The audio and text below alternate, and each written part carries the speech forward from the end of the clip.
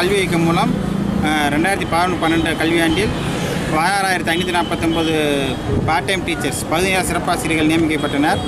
அவர்களுக்கு வாரத்தில் 3 நாட்கள் வீதம் 5,000 ரூபாய் தொகுப்பூதியம் வழங்கப்பட்டு வருகிறது.